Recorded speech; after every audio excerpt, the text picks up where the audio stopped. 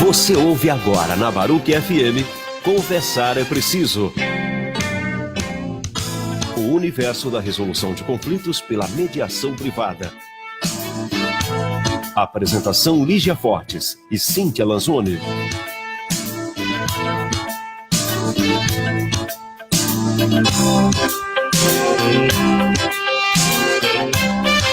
Pessoal, boa noite. Que noite especial, hein?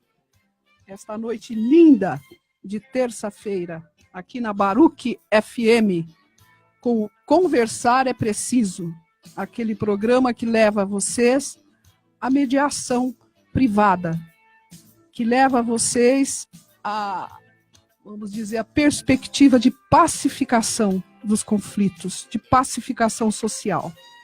Tudo isso fora do Poder Judiciário, não é, Cíntia? Boa noite, ouvintes, boa noite, Afrânio, boa noite, Lígia.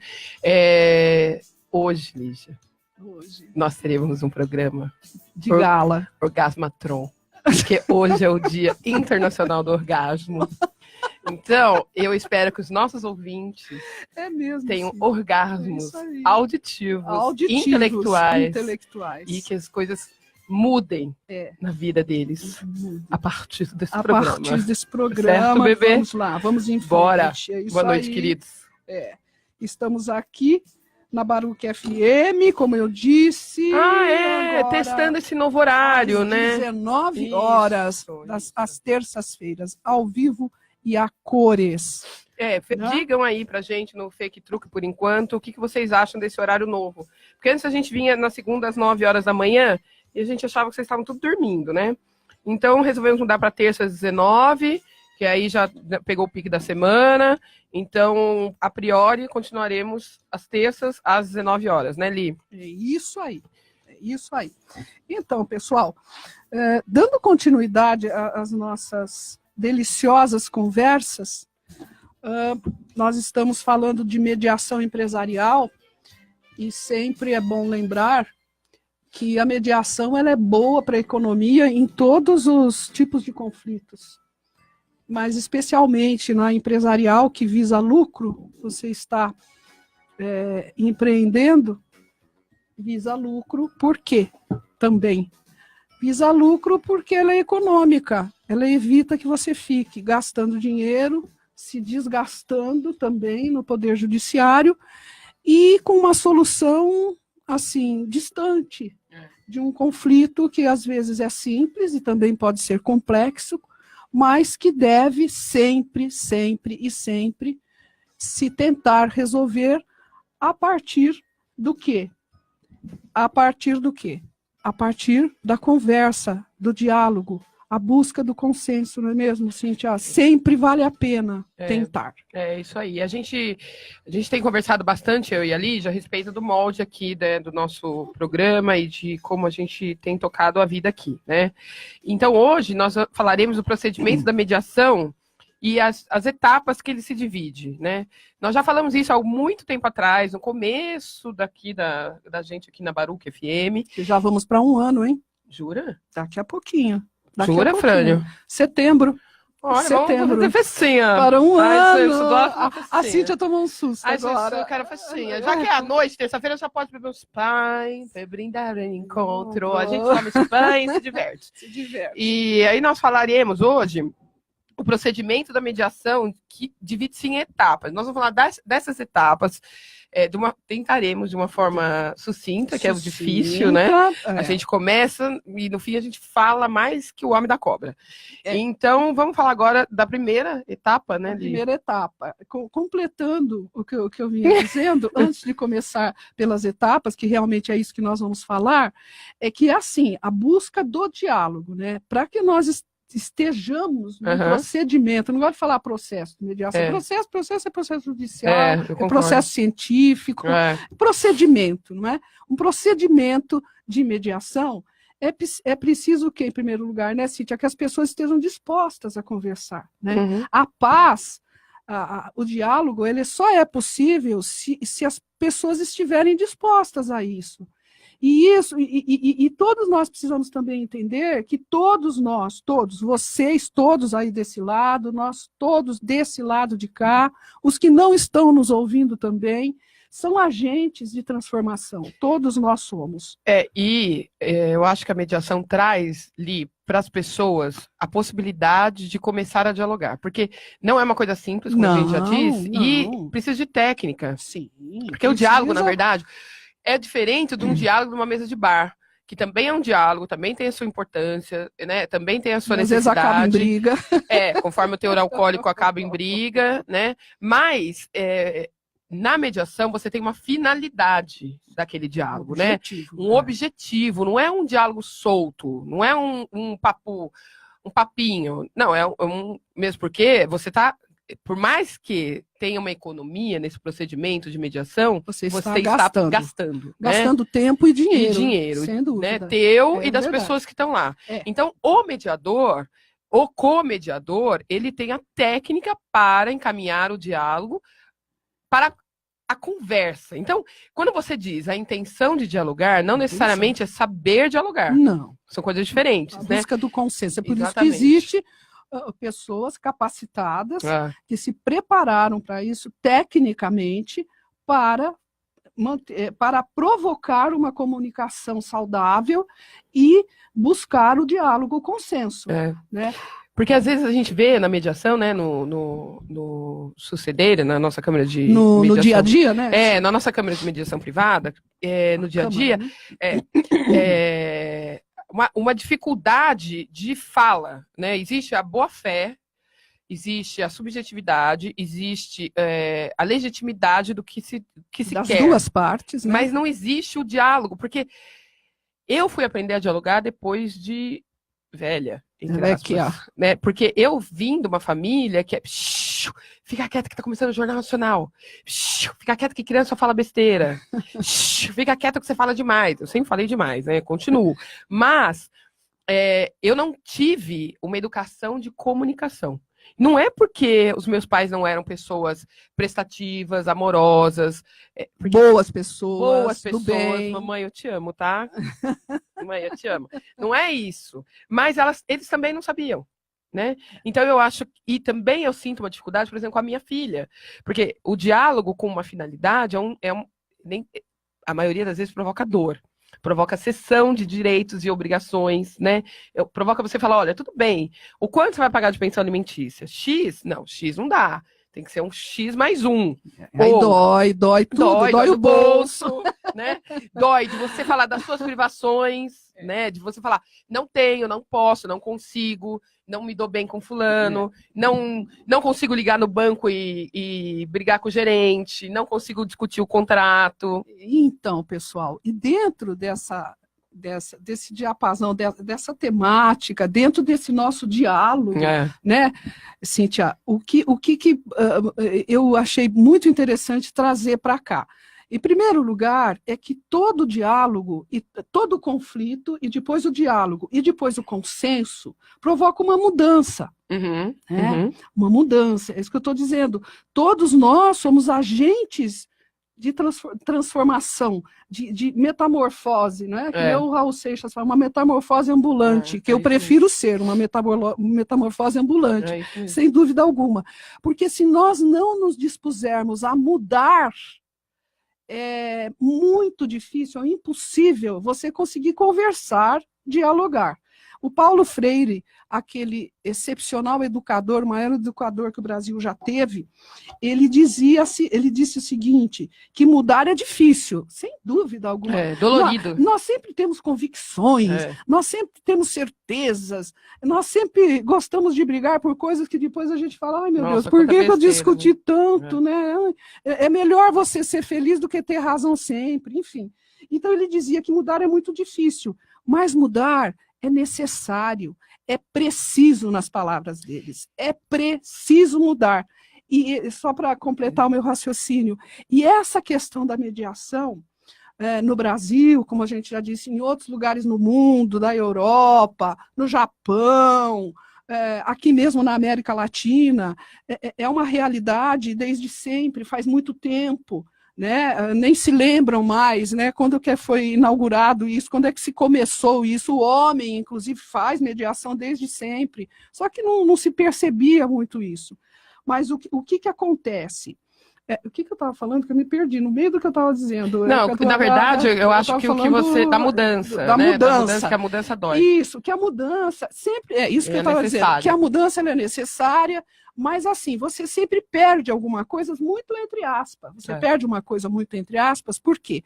Você deixa de conviver com algumas coisas, de repetir algumas coisas. Você tem que deixar algumas coisas de lado, que num primeiro momento dói, mas depois você vê que não serve para nada.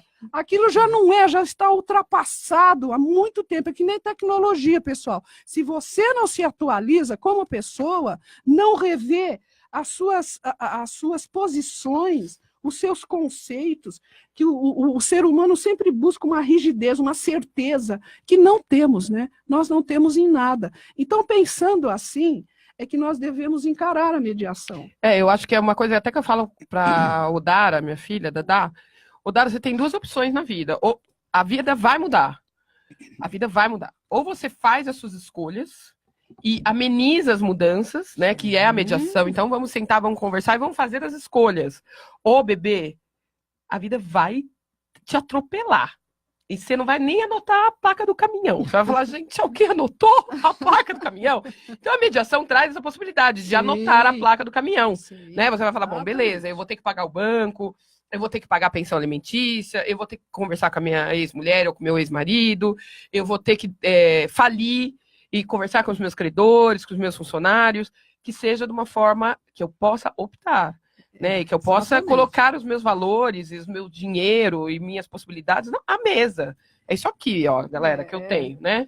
E bora, né? Buscar essa questão de o entendimento, o verdadeiro entendimento, se desarmar um pouco, né? Isso para o brasileiro é muito difícil, né? Bastante. Porque a nossa sociedade é uma sociedade que, né? Sim, porque o brasileiro a todo tempo, primeiro que já pensa assim, o político foi eleito, vamos ver, tem a Copa do Mundo, vamos ver quanto é que vão roubar. Todo mundo está dizendo isso e ninguém faz nada. Então nós vivemos num estado belicoso, realmente, porque até num programa aí já faz tempo, essa pacificação nacional seria muito interessante, só que todos os lados têm que estar dispostos ainda. As pessoas, os políticos desonestos, devem ser extirpados da nossa cena política, da nossa cena do Estado, né, Cíntia? E como o cidadão, ele é, a palavra é essa, porque é com violência, não é furto, que é furtivo, roubado todos os dias, não é? É muito difícil você pacificar essa sociedade. Mas como é que a sociedade vai se pacificar? Quando ela não reproduzir o que ela está reproduzindo. O que é? Eleger esses políticos que estão aí, reproduzindo, porque quem faz a política somos nós. Nós, os brasileiros, a sociedade. A sociedade, ela vem antes do Estado, né? É isso aí. Agora já antes, nesse Estado moderno que nós conhecemos, né? E a gente tem que lembrar que o direito está intrinsecamente, agora eu vou falar como advogada também, o direito e a política são intrinsecamente, um é um braço do outro, né? Então, não há como se falar em direito mesmo, a ciência do direito e a política sem se encontrarem, né? Então, eu acho que você agora eu vou falar uma coisa até meio difícil, assim, um Estado marromeno laico, porque dizem que o Estado é laico, mas é marromeno, né? Então você tem essa bancada, né, então quer dizer, você tem alguns privilégios que o Estado dá para algumas religiões, né? O Estado não é laico até a página 2. Então, vamos entender toda essa política e vamos trazer a política para dentro da nossa casa, para dentro da nossa mediação, com uma forma de agregar, né? Não desassociar uma coisa da outra, né? Não é desassociando a política da sua vida, desassociando a mediação, desassociando a possibilidade de acordo, desassociando direitos e garantias, Constituição Federal, que você vai chegar num consenso bom para você, para sua família, para sua empresa, que nesse caso a gente está falando de mediação empresarial, né? E para a sociedade, porque não adianta, faz para um, faz para todo mundo. Porque isso, na verdade, acaba sendo escatológico, né? É uma fuga. você tem que encarar a vida de frente mesmo, não tem atalhos. Não tem como fazer. Não tem como... Então a mediação é uma forma, um meio de você poder conversar sobre, né? Colocar à mesa, como eu falei já, colocar à mesa suas possibilidades, boas e ruins, mas acertar, né? E deixar de ser bélico, trazer a paz, gente, a paz no coração, a paz na vida, a paz nas relações pessoais e tudo mais, né? Encerrando essa parte introdutória, Cíntia, assim, a mediação, na verdade, ela é como a vida mesmo, né? Ela propicia a transformação. E desde que nascemos, né, você vai se transformando. Só que quando você começa a pensar, aí a coisa parece que atrofia. É caixa de Pandora, né? Caixa de Pandora. E a sensação que eu tenho, Lígia, outro dia eu tava vendo um bebezinho começando a andar, né? E é difícil andar. Não é fácil. É difícil andar, é difícil sentar. E depois eu descobri que a gente imita, né? Tem uma amiga que é fisioterapeuta, ela falou assim, nós imitamos, a gente anda, a gente come com garfo e faca. Se observa. Por imitação, igual macaco. Ela falou, a pessoa que é cega, ou tem uma limitação, ela tem que fazer fisioterapia para ela aprender uma coisa que ela não enxerga, né? E eu tava olhando uma criança começando a andar, e cai, levanta, e isso aqui, né? E quanto inteligente e hábeis nós somos para aquilo. E parece que conforme a gente vai crescendo, essa inteligência a gente vai esquecendo. A gente aprendeu a ler, a gente aprendeu a comer de garfo e faca, a gente aprendeu a utilizar o banheiro. A intuição, aquilo que você nasce, né? Então, nós somos seres humanos inteligentes por natureza. O que acontece, bebês da minha vida, que parece que conforme a gente vai crescendo, a gente vai, entre aspas, com todo o respeito aos burros, porque eles são ótimos, emburrecendo. Por quê?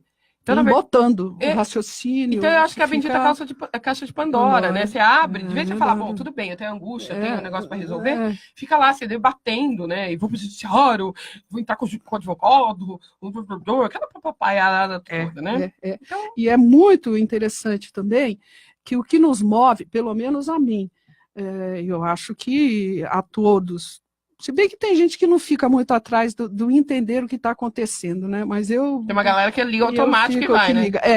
Eu tenho um vício de procurar compreender o que está acontecendo, né? E às vezes isso causa dor.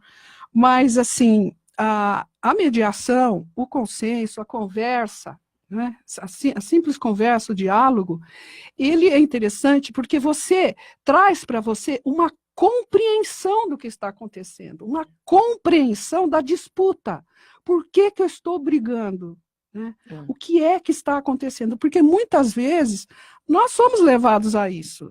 É da natureza humana. Você está brigando por uma coisa que, de repente, você... Não, mas por que mesmo que nós estamos brigando? É mais ou menos Israel e a Palestina, porque se eles foram pensar no por que eles estão brigando, né? Porque eu acho que os jovens devem fazer assim, não, por que mesmo que eles já estão brigando? Né? O que será que está acontecendo? Por que nós estamos mesmo discutindo isso? Tem lá casos de palestinos e israelenses que se casam, né? E ou ficam amigos e que são execrados por isso. Eles não têm esse referencial, quer dizer, você não tem nem o fio da meada, por que aquela guerra? Por que aquilo está acontecendo? E não, lá é um conflito enorme, imenso, secular, mas aqui na Terra, aqui no Brasil, que somos tão jovens, né? Tudo se diz, né? O gigante adormecido, pelo amor de Deus, acorda, né? Mas assim, somos jovens aqui, não tem nada, não tem nenhum problema que seja tão antigo que não dê para resolver, pessoal, conversando, se entendendo. E também, se depois não der resultado, como eu disse, como você também disse, né? Não tem assim, ninguém perde, pelo contrário. Quando você fica lá sozinho, quietinho, na sua casa, ou orando, ou meditando, ou dormindo, ou pega lá, deita com seu travesseiro, você começa a pensar algo de bom, eu posso garantir para vocês, daquela experiência saiu. Você se transformou. Isso não tenha dúvida. Não tenha dúvida. Falar por nós, né? Por exemplo, essa semana, eu e a Lídia, a gente está muito emocionada porque nós tivemos casos no nosso CDR que, pelo menos para mim, me fez ter uma linha de raciocínio totalmente diferente do que eu tinha no direito, né? Sim. De direitos muito diferentes, muito complexos. Né? Então, a gente está falando tudo isso, parece um papo de gente entre aspas, louca, eu sou uma pessoa respeitosa, com todo respeito aos loucos, porque eles são ótimos, mas, por quê? Porque há mudança no mediador, porque a gente tem que achar uma solução para questões também, a gente tem que achar solução, não, porque a gente não acha solução, mas a gente tem que palpitar de uma forma dizendo assim, olha, e se tiver esse caminho e esse caminho?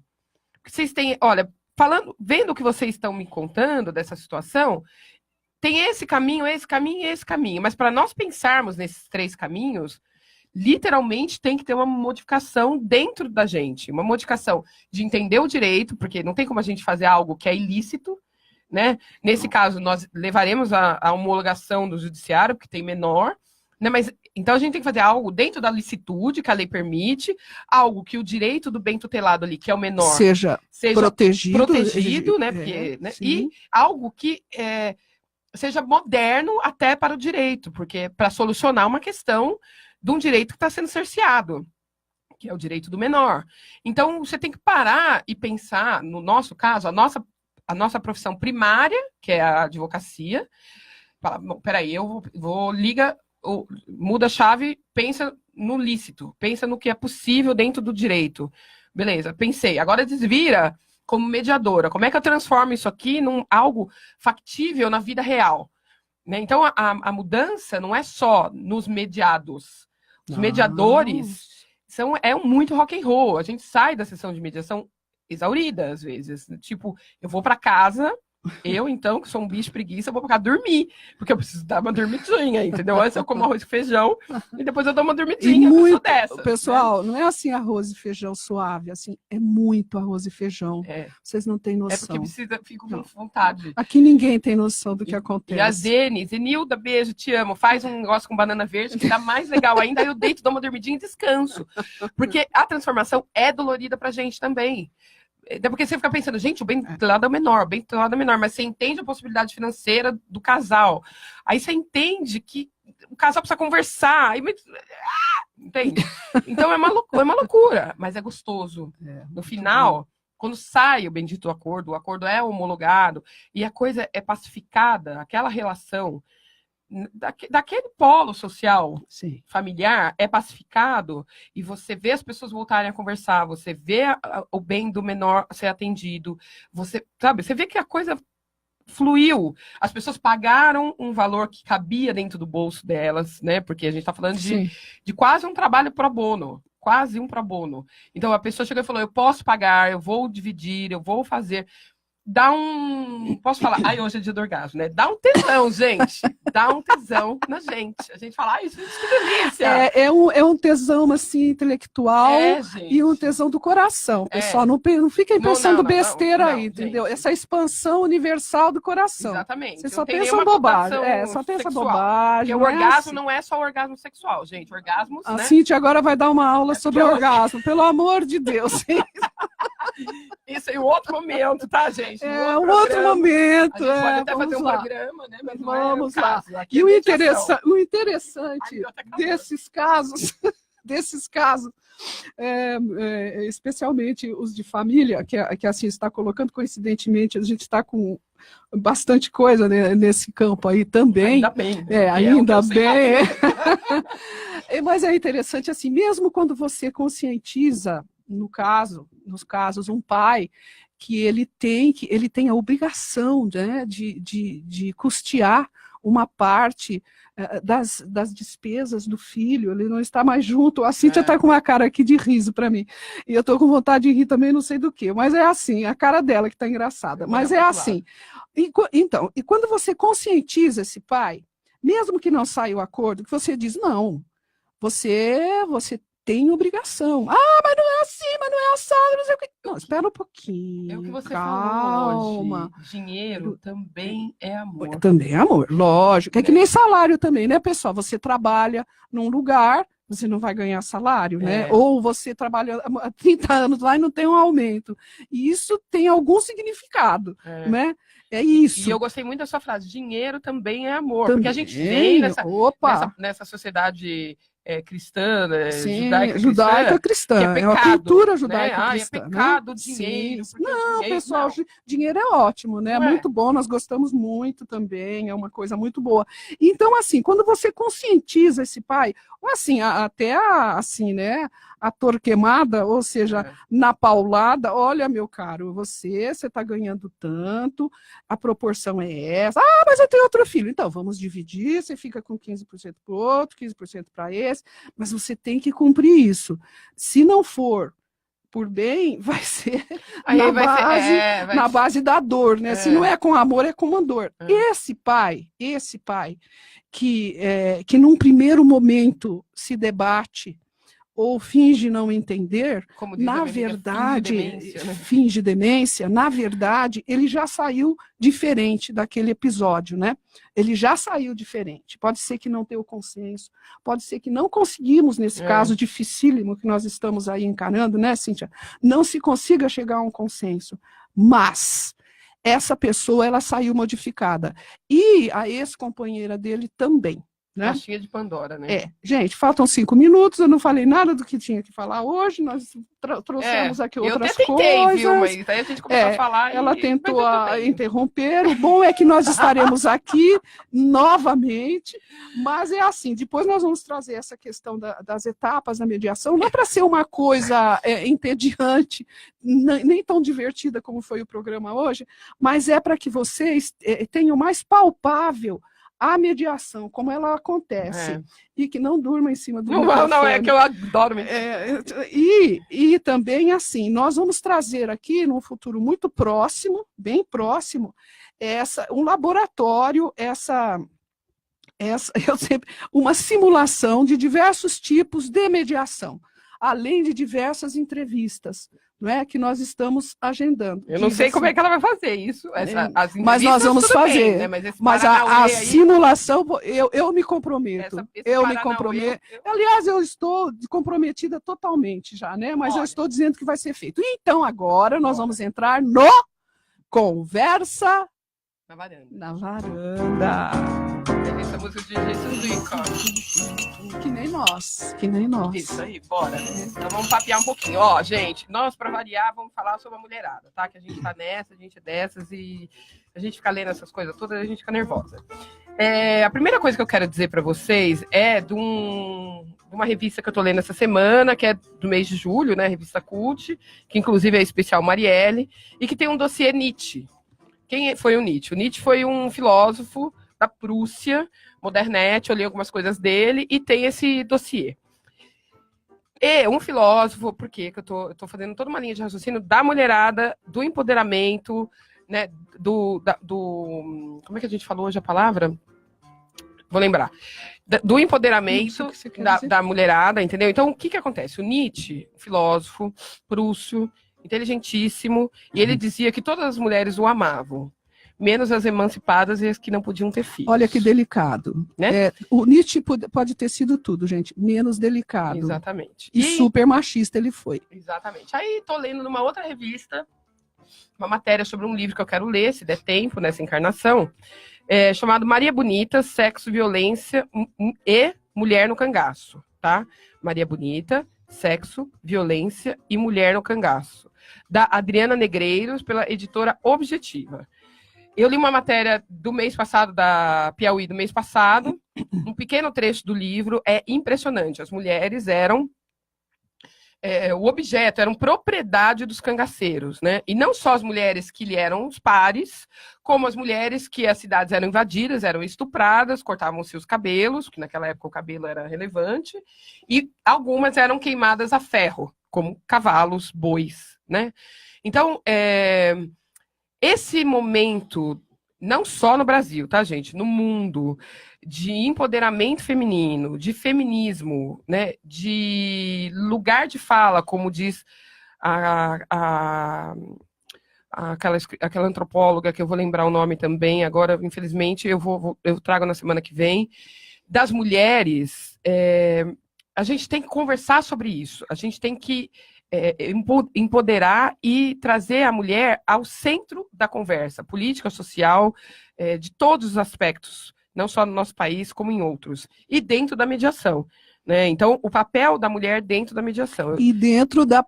porque esse papel sempre coadjuvante da mulher, que ela está indo para o protagonismo. Protagonismo.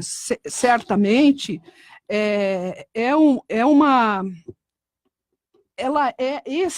esse movimento todo, ele promove uma pacificação social também, sem dúvida alguma. Porque essa questão da violência contra a mulher, porque cada vez incomodamos mais, né? Não deveria ser assim. Nós temos homens super visionários e super parceiros, né, nesse caminho. Nesse movimento. Então, esse movimento, desculpa, não quis, mas assim, dentro da mediação tem tudo a ver, porque nós teremos muito menos conflitos, porque 50% ou mais dos conflitos em família são por questões de gênero, feminicídio, agressão aos filhos, abandono da família pelo homem, e etc. Inclusive, dentro da OAB, né, a OAB Brasil, esse ano nós temos eleição na OAB, então dentro da eleição, dentro da OAB Brasil, existe um movimento seríssimo, inclusive tem página no FakeTruque, que chama Iguala OAB. Nós hoje na OAB em São Paulo somos 52%, e não temos em São Paulo, na OAB São Paulo, a maior OAB do Brasil, com a OAB no estado de São Paulo, tem uma renda maior do que a cidade de São Paulo, nós não temos uma mulher em destaque, uma mulher em liderança. Você vai numa palestra da OAB, você vê uma mesa com homens e uma mulher no canto, parece uma samambaia. Iguala OAB, somos já 52%. Somos mais mulheres que homens. No Ministério Público, somos só 30% no Brasil. Só 30%. Então, está na hora de virar a mesa. E olha, homens, fiquem tranquilos. Nós somos agregadoras. Vamos todas e todos. Ninguém será excluído do nosso movimento. Vocês são bem-vindos. A gente não quer nada que não seja nosso direito. Nós queremos ganhar os 30% a menos que nós ganhamos porque somos mulheres. Nós queremos andar de shorts e não sermos importunadas. Nós queremos entrar no bar às 6 horas da tarde, como vocês fazem há pelo menos 2000 anos, e pedir uma cerveja gelada e não sairmos com a alcova de prostituta. Porque se quisermos ser prostitutas, seremos. Inclusive, logo mais com carteira assinada. Porque é a profissão mais antiga que nós temos. Entende? Então, a gente não veio aqui para pedir licença. A gente veio aqui para ficar. E, por favor, na primeira classe. Como parceiras, né? Exatamente, como parceiras, todo mundo. Porque não existe uma coisa mais rica e profícua na humanidade do que a mistura do masculino com o feminino. É isso aí. É muito importante isso. Somos seres diferentes, que agem diferentes, mas que sobrevivemos, né? Os dois seguindo juntos. É isso aí. Só que chegou num ponto de opressão e de, vamos dizer assim, de violência, aqui no Brasil especialmente, que é onde a gente vive, que não é insuportável, não tem motivo para isso continuar. Então, nós estamos determinadas a fazer isso mudar. E vamos mudar, já está mudando. Isso aí. Não é? Já está mudando. O Afrânio vai acabar com a gente. Acabou conosco. O pessoal tinha tanta coisa aí. Vai semana que vem o programa já está feito. Afrânio, quer dar beijo, Lígia? Se eu quero mandar beijo? Isso. Eu quero mandar um beijo, um abraço para Rosimeire Avelino de Rezende. Rose. Também quero. Rose, beijão. Grande pessoa. Caldo verde hoje, hein? Caldo verde. Vamos indo para lá. É isso aí. Amiga mais de 25 anos e muito, muito, muito importante na minha vida. É isso aí, ó, caldo verde, Rose, eu tô chegando. Pá, e ó que eu como bem. Beijos orgasmatônicos para vocês no dia do orgasmo. Tenho muitos orgasmos hoje, intelectuais, amorosos, enfim, sexuais pessoal, também, de todos os tipos, de todos os tipos. Um beijo grande. Solta o som, Afrânio.